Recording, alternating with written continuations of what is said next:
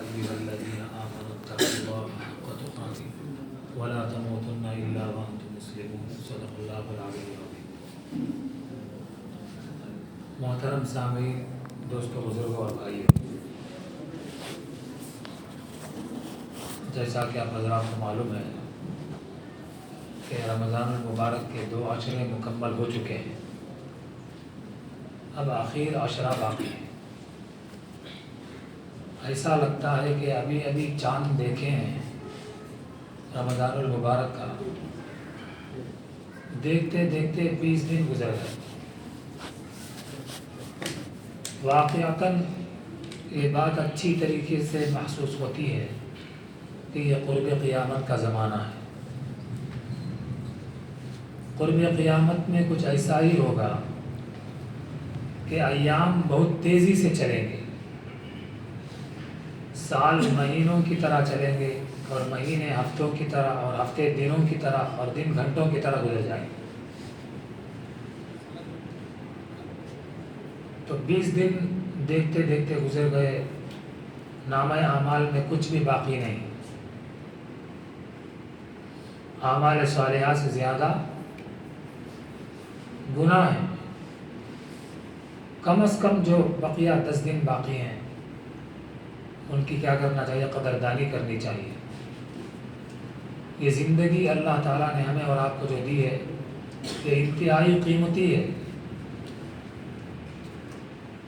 یوں سمجھو کہ ہمیں اور آپ کو یہ جسم اللہ تبارک و تعالیٰ نے وقتی طور پر کچھ دیر کے لیے ہمیں اور آپ کو عطا فرمایا ہے۔ دھیرے دھیرے کر کے ایک ایک نعمت اللہ تعالیٰ واپس لے لیں گے، حتیٰ کہ پوری زندگی ایک دن ایسا آئے گا کہ پوری زندگی ختم ہو جائے گی۔ یہ چند سالوں میں ہمیں لوگوں کیا کرنا ہے؟ اپنی آخرت کی تیاری کرنا ہے۔ ان لمحات کو، زندگی کے ان گھنٹوں کو، ان دنوں کو غنیمت جانتے ہوئے خوب جم کر اللہ تعالیٰ کی عبادت کریں اور اپنی آخرت کی تیاری کے اندر پوری طریقے سے لگ جائیں۔ اور خاص کر اب جو 10 دن ہیں رمضان کے اخیر کے، تو اس میں تو ہر حال میں اس بات کی کوشش کرنی چاہیے کہ ہمارا ایک لمحہ بھی ہرگز ضائع نہ ہو، بیکار کاموں میں نہ جائے۔ اس بات کی کیا کرنا چاہیے؟ مکمل کوشش کرنی چاہیے۔ ہمارے بزرگان دین اور اسلاف جو ہے اپنی پوری زندگی کو اسی طریقے سے گزارتے تھے۔ رمضان تو رمضان ہے، بقیہ جو ایام ہیں ان ایام کو بھی رمضان کی طرح گزارا کرتے تھے۔ زکریا رحمۃ اللہ علیہ کے بارے میں آتا ہے کہ ان سے ملنے کے واسطے رمضان میں ایک آدمی آیا کرتے، حضرت کا دوست، ملیں گے، ملاقات کریں گے، دعا کی درخواست کریں گے گھر پر۔ آگ کو دیں گے تو حضرت پڑھ لے کے بیٹھے ہیں، بیٹھا لگ دیر ہو گئے تو چل گا، بعد میں آئیں گے بولا۔ پھر آیا تو پھر پڑھ لے کچھ بیٹھے ہیں، پھر عصر کے بعد آیا، پھر پڑھ لے کے بیٹھے، کعبہ تو پڑھ لے کچھ بیٹھے ہیں۔ انہیں دیکھ کو بیزار ہو جاگو، کسی کی بول کو گیا کرتے۔ رمضان ہمارے گھوم میں بھی آتا لیکن ایسا بخار چڑھ کا آتا نہیں، کر پڑا ہے۔ یعنی رمضان جو ہے اس طریقے سے ہمارے اکابر اور اسلاف گزارا کرتے تھے کہ ایک لمحہ بھی ضائع نہ ہو۔ پورے دن کے اندر ایک قرآن مجید مکمل پڑھ لیا کرتے تھے۔ حضرت قائم تھا، رابعہ بصریہ مشہور ولیہ گزری ہیں۔ ایک آدمی کیا ہے، اسے پریشانی لاحق ہوئی تو ان سے دعا کی درخواست کرنے کے واسطے آیا۔ فجر کے بعد آیا تو عبادت کے اندر مشغول ہے، ظہر کے بعد آیا تب بھی عبادت کے اندر مشغول ہے، عصر کے بعد، مغرب کے بعد، عشاء کے بعد پوری رات عبادت کے اندر مشغول ہے۔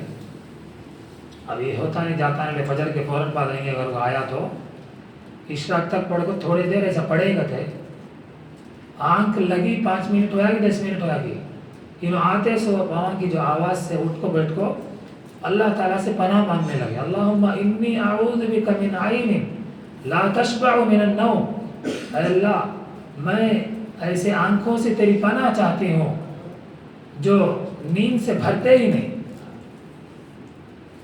کل صبح سے جاگتے ہیں، رات ساری عبادتوں کے اندر لگے ہیں، خالی صرف ایک 10-15 منٹ ایسا آنکھ لگتے ہی کون کیا آیا بول کے اس کے قدموں کی آہٹ سے نیند ہوشیار ہو گئی، تو کیا بولتی ہوں نا، میں ایسی آنکھوں سے تیری پناہ چاہتی ہوں جو نیند سے بھرتے ہی نہیں۔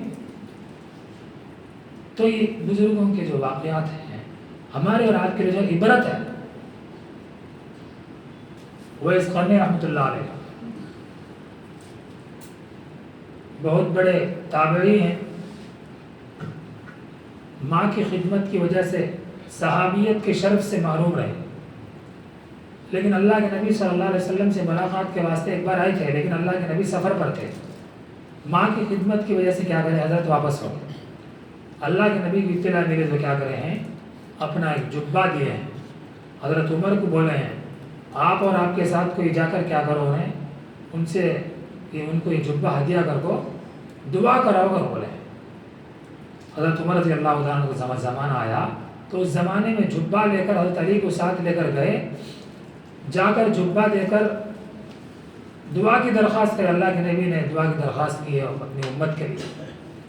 بہرحال مختصر سی گفتگو کے بعد وہ اس قدر رحمۃ اللہ علیہ کیا بولے ہیں، اچھا چلو آپ کو بھی آخرت کی تیاری کرنی ہے، مجھے بھی آخرت کی تیاری کرنی ہے، پھر حشر میں ملیں گے۔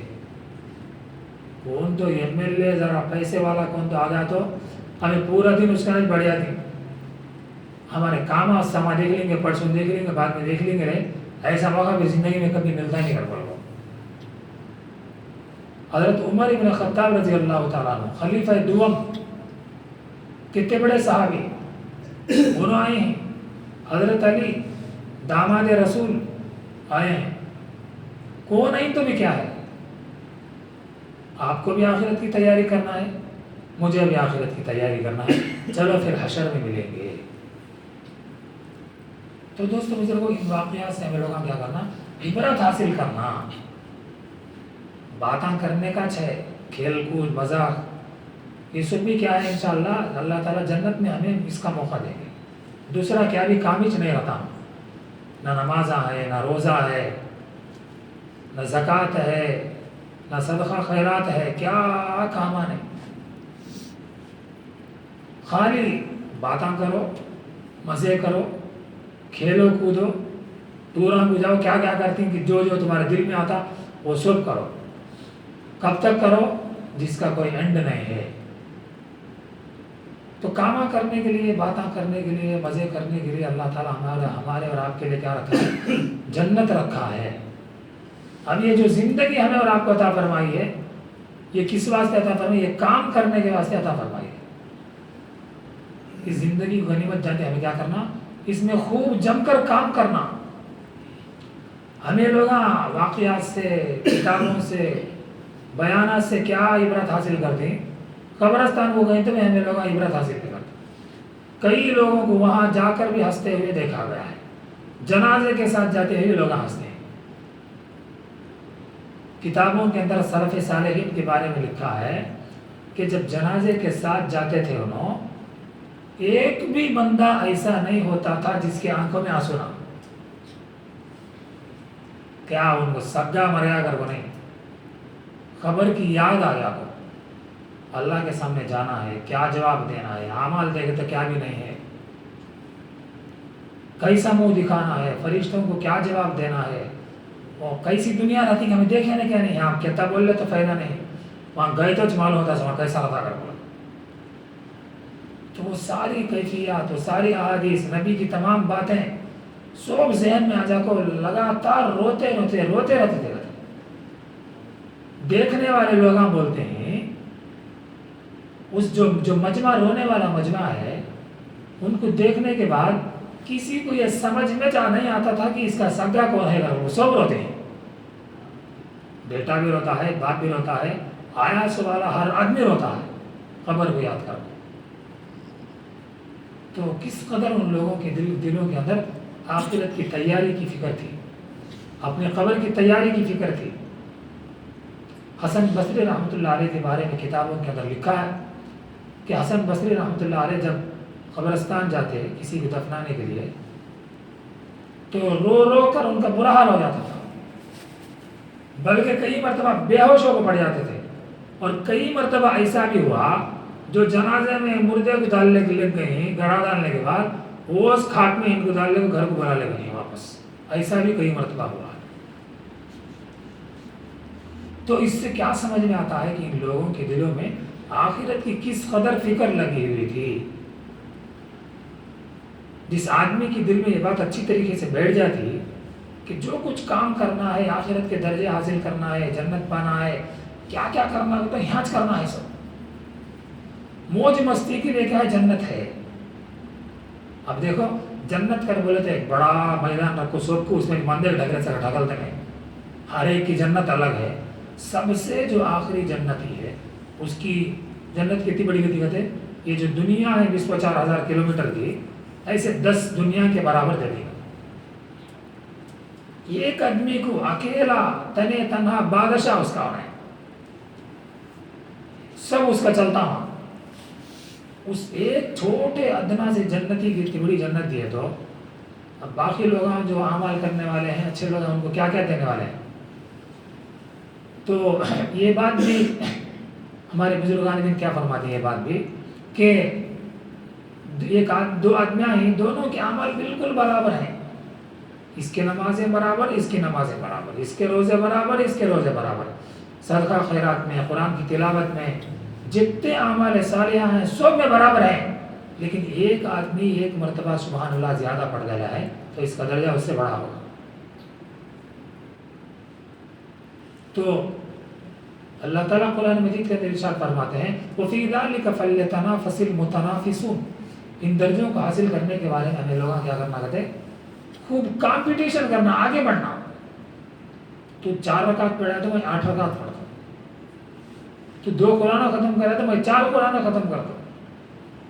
تو جنت کو حاصل کرنے کے لیے لوگ ہمیں کیا کرنا کہتے ہیں، ایک دوسرے سے بڑھ چڑھ کر حصہ لینا اس مسئلے میں۔ تو یہ گنے چنے چند دن ہمارے اور آپ کے سامنے باقی ہیں، اسے جو یہ غنیمت جانتے ہیں، ہمیں لوگوں کیا کرنا، خوب جم کر عبادت کرنا۔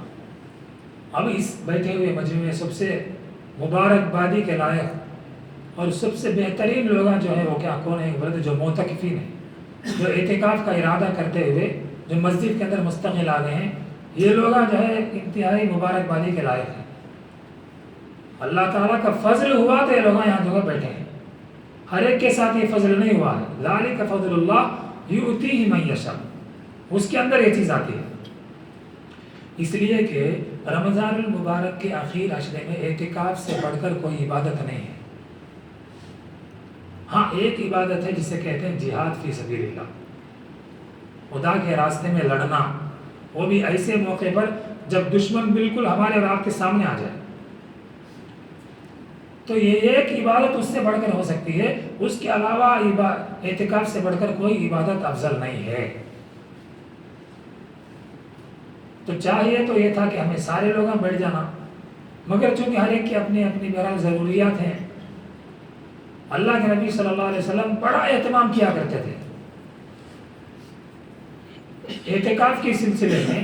فرمایا گیا ہے کہ یہ سنت مؤکدہ علی الکفایہ ہے۔ سنت مؤکدہ کسے بولتے ہیں؟ ایسی سنت جس کو اللہ کے نبی صلی اللہ علیہ وسلم نے اپنی زندگی میں کبھی نہیں چھوڑی۔ جیسے 12 رکعت پڑھتے ہیں ہمیں، فجر سے پہلے 2 پڑھتے ہیں، ظہر سے پہلے 2، ظہر کے بعد 2، مغرب کے بعد 2، عشاء کے بعد جو پڑھتے ہیں ہمیں سنت مؤکدہ بولتے ہیں سب۔ تو اعتکاف بھی کیا ہے؟ سنت مؤکدہ علی الکفایہ ہے۔ علی الکفایہ مطلب سارے محلے کی طرف سے 4-5 آدمی بیٹھ گئے تو بھی کیا ہے، تمام لوگوں کی طرف سے یہ سنت کیا ہے، ادا ہو جائے گی۔ ایک بھی آدمی نہیں بیٹھا اگر بولے تو پورے آدمی گنہگار ہوتے ہیں۔ تو اس سلسلے میں چند باتوں کا کیا کرنا، ہمیں خیال کرنا جو آؤٹرس ہیں ان لوگوں کے لیے۔ پہلا کیا ہے، جو لوگ بیٹھے ہیں ہمارے سب لوگوں کی طرف سے احسان کر کے بیٹھے ہیں، سب ان کے راحت کا خیال کرنا، ان کی خدمت کرنا، ان کی کیا تو ضرورت ہے تو بڑھ چڑھ کر حصہ لے کے ان کی ضرورت کو پورا کرنے کی کوشش کرنا۔ میں نہیں بیٹھ سکیا ہوں، کم از کم جو ساتھی بیٹھے ہیں ان کی ضروریت کو پورا کرنے کی کوشش کرنا۔ ان کو کیا تو لاگو دینے کا مسئلہ ہے، کسی بھی چیز کی ضرورت ہو تو ہمیں کیا کرنا، ضرورت پوری کرنے کی کوشش کرنا۔ اور اس کے علاوہ جو معتکفین کے علاوہ جو حضرات ہیں ان لوگوں میں کیا کرنا، جہاں تک ہو سکے وقت جو اللہ تعالیٰ نے اور آپ کو دیا ہے زیادہ سے زیادہ مسجد کے اندر گزارنے کی کوشش کرنا۔ مسجد کے آداب میں سے ایک ادب کیا ہے، مسجد میں آنے سے پہلے کیا کرنا، درود پڑھنا، بسم اللہ والصلاۃ والسلام علی رسول اللہ اللہم افتح لی ابواب رحمتک، اور اس کے بعد اعتکاف کی دعا پڑھ لینا، بسم اللہ دخلت وعلیہ توکلت ونویت الاعتکاف۔ نفلی جو اعتکاف کرنے والے ہیں، نفلی اعتکاف کے لیے ٹائم کیا بھی نہیں، 2 منٹ کا بھی ہو سکتا، 5 منٹ کا بھی ہو سکتا، آدھے گھنٹے کا ہو سکتا، 12 گھنٹے کا ہو سکتا، 2 دن کا بھی ہو سکتا۔ نفلی اعتکاف، نماز پڑھنے آتے ہیں، درود پڑھ دیے، مسجد میں آنے کی دعا پڑھ لیے، اعتکاف کی دعا پڑھ لیے، نیت کر لی، پوری زندگی کا معمول بنانا ہمیں لوگا۔ مگر چونکہ اس 10 دنوں میں خاص اللہ تعالیٰ کی رحمت ہے اس میں، تو اس میں خاص کر زیادہ سے زیادہ اپنے اوقات مسجدوں کے اندر گزارنے کی کیا کرنا، کوشش کرنا۔ اور جو معتکفین حضرات ہیں ان لوگوں وہ لوگوں بھی کیا کرنا، اگر بولے تو ان کے لیے وقت ہے، مغرب سے پہلے آ گئے ہیں پہلی تاخرات میں، اور چاند دیکھنے تک مسجد سے باہر نہیں جانا۔ اب مسجد کو سی ہے کہاں سے کہاں تک یہ کمیٹی والے سے ہمیں لوگوں کیا کرنا، پوچھ لے گو تحقیق کر لینا۔ اب میرے حساب سے جو مسجد ہے یہ آئینہ گاہ کے اندر کی مسجد ہے، جو باہر کی مسجد نہیں ہے، وہ مسجد کا صحن ہے، مسجد کا باہر کا حصہ ہے، بغیر ضرورت کے وہاں جانے کی کوشش نہیں کرنا۔ استنجا کے لیے جا سکتے ہیں، وضو کرنے کے لیے جا سکتے ہیں، یا ایسی ضرورت ہے جس کے بغیر کام نہیں چلتا، ایسی ضرورت ہی کے لیے باہر جا سکتے ہیں۔ نہیں چپکے جاتے ہیں، بولے اعتکاف توڑ جاتا ہے اس آدمی کا، سنت اعتکاف کیا نہیں ہوگا، سنت اعتکاف نہیں ہوگا۔ ایسے لوگ جو ہے نیت بھی کر لینا اعتکاف کی، اور اس کی دعا بھی احادیث کے اندر آتی ہے، بسم اللہ دخلت وعلیہ توکلت ونویت سنت الاعتکاف، اس کی کیا کر لینا، نیت بھی کر لینا ہے۔ اللہ کے نبی صلی اللہ علیہ وسلم اس کی بڑی فضیلتیں بیان فرمائی۔ ایک فضیلت یہ ہے کہ معتکف اور جہنم کے درمیان میں 10 خندقیں درمیان میں اللہ تعالیٰ ڈال دیتے ہیں۔ ہر ایک خندق اتنی بڑی کہ اللہ کے نبی کے اللہ کے نبی صلی اللہ علیہ وسلم کی کہ سفر کے زمانے کی جو مسافت ہے اس حساب سے 500 سال کی مسافت کے برابر، یعنی کل ملا کر بتانا یہ چاہتے ہیں ایسا آدمی جہنم میں داخل ہو ہی نہیں سکتا۔ تو کتنی بڑی فضیلت کی بات ہے۔ اور اس کے علاوہ اعتکاف کا مطلب کیا، خالی بیٹھ جانا نہیں ہے، بلکہ اپنے آپ کو پوری طریقے سے اللہ کے حوالے کر دینا، کسی کے دروازے پر آ کو بیٹھ جانا کہ اللہ میں جو کچھ ہے تیسے حاصل کر کے جاؤں گا، لیے بغیر یہاں سے جانے والا نہیں ہو کر بول کو کیا ہے، آپ کو پڑ جانا دروازے پر۔ تو ہمیں لوگ اس میں 2-3 باتوں کا اور کیا خیال کرنا کر بولے تو، جو بیٹھنے والے ساتھی ہیں ان آپس میں بالکل باتیں نہیں کرنا، ادھر ادھر کی باتیں، بیکار باتیں، اور غیبت خاص کر اثر نہیں کرنا۔ غیبت جو ہے بہت بڑا گناہ ہے، اور اس کے علاوہ رمضان میں کرے آدمی تو بہت بڑا گناہ ہے۔ بعض محدثین یہاں تک فرماتے ہیں، بعض ہمارے فقہا ایسے روزہ بھی ٹوٹ جاتا کر ہوتے ہیں۔ اور غیبت ہو اور رمضان میں ہو اور آخر عشرے میں ہو، اعتکاف کی حالت میں اور مسجد میں ہو تو کتنا بڑا گناہ ہے۔ لینے کے واسطے آپ کو دینے کے کام پڑ جاتا تھا، ریورس ہو جاتا قصہ۔ تو اس بات کا خیال کرنا۔ اور دوسری بات کیا ہے، بعض باہر سے لوگ ساتھ آتے ہیں، ہمارے دوست بیٹھے ہیں، جسے پیسہ ٹائم پاس ہوتا ہے، چلو گئے سب مل کو ادھر کے ادھر کے پوری مل کو باتیں کر لے پڑے، یہ بھی نہیں کرنا ہے۔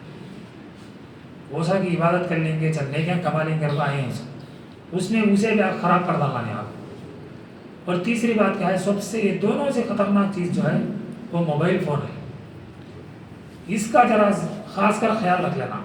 انتہائی سخت ضرورت کے وقت اسے استعمال کرنا، چپکے نکال کو دیکھنے کی کیا ہے ضرورت نہیں ہے۔